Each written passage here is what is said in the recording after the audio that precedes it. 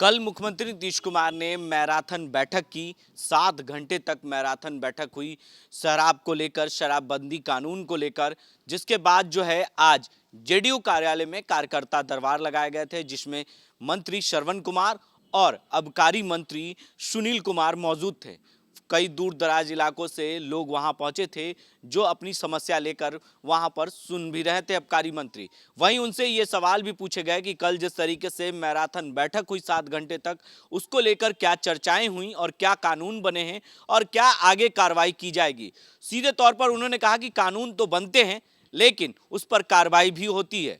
लेकिन आपराधिक घटनाएं जिस तरीके से घटती हैं, लेकिन शराबबंदी कानून जो है पूरी तरीके से सख्ती से लागू रहेगा और जिस थाने अंतर्गत ये घटनाएं घटेगी, उस थाने की प्रभारी पर कार्रवाई भी की जाएगी। वहीं उन्होंने कहा, ये सवाल भी पूछे गए कि बड़े अधिकारियों पर कार्रवाई क्यों नहीं होती, छोटे अधिकारियों पर क्यों कार्रवाई होती है।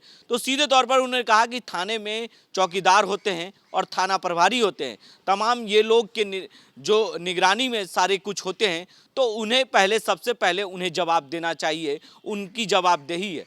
तो ये शराबबंदी कानून को लेकर आबकारी मंत्री सुनील कुमार ने क्या कुछ कहा, कल जो समीक्षा बैठक चली उसके बारे में क्या कुछ जानकारियां दी है, वो हम अपने दर्शकों को सुनाते हैं। क्या कुछ कह रहे हैं मंत्री। अगर शराबबंदी में अगर किसी स्तर पर, जिस स्तर पर भी लापरवाही होगी या मिली भगत होगी तो कार्रवाई होगी। आपने अभी हाल में ही देखा, सरकार ने बहुत बड़े फैसले लिए हैं और प्रशासनिक स्तर पर जो पुलिस के पदाधिकारी हैं या सिविल साइड से भी पदाधिकारी हैं, सब पर कार्रवाई हुई है। जिस तरीके से जवाबदेही सौंपी गई इसमें हमारी टीमें दूसरे राज्यों की मदद लेती हैं। जब गिरफ्तारी की बात आती है तभी तो पंजाब में, हरियाणा में, उसके बाद हिमाचल में, झारखंड में, वेस्ट बंगाल में 6000 से ज़्यादा गिरफ्तारियां हुई हैं। जब भी यहाँ की टीम दूसरे राज्यों में जाती है तो स्थानीय पुलिस की मदद नियमतः लेनी पड़ती है। नहीं, एक आखिरी सवाल का जवाब दीजिए। देखिए, छोटे स्तर के अधिकारियों को जिस तरीके से जवाबदेही तय करी गई, बड़े स्तर के अधिकारियों को जवाबदेही अगर तय की जाएगी तो आपको नहीं लगता कि शराबबंदी जो है, जिस तरीके से सवाल उठ रहे हैं, उन सवालों पर भी अंकुश लग सकेगा?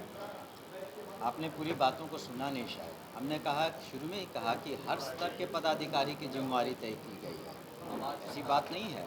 और जो लापरवाही हुई है तो उसकी हर स्तर पर समीक्षा की जा रही है। तो हर स्तर की जिम्मेवारी भी है और जिम्मेवारियां निर्धारित की गई हैं और हमने कहा इन जिम्मेवारियों का निर्वहन करना उन्हें आवश्यक है और वो करेंगे सभी पदाधिकारी।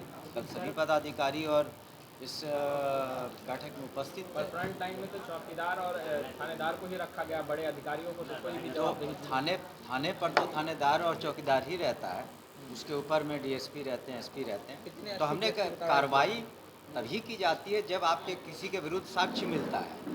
ऐसी बात नहीं है कि कोई स्तर, कार्रवाई कोई स्तर से मतलब रखता है। जब किसी पर साक्ष्य मिलता है तभी कार्रवाई होती है।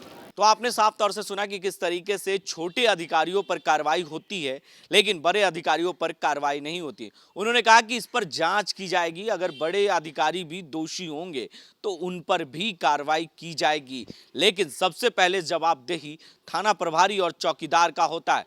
अगर उनके थाना क्षेत्र में अगर ये घटनाएं घट रही है और लगातार शराब पकड़े जा रहे हैं, तो उस पर भी कार्रवाई की जाएगी और लगातार इसके लिए हर दिन जो है इस पर चर्चाएं होंगी, हर समय बैठक होगी और चर्चाएं होती रहेंगी। आगे जो कानून में लागू करना है, उस पर सख्ती से कैसे पालन कराना है और बिहार में शराबबंदी कानून को कैसे लागू रखना है, ये तमाम चीज़ों को लेकर उन्होंने जानकारियां दी।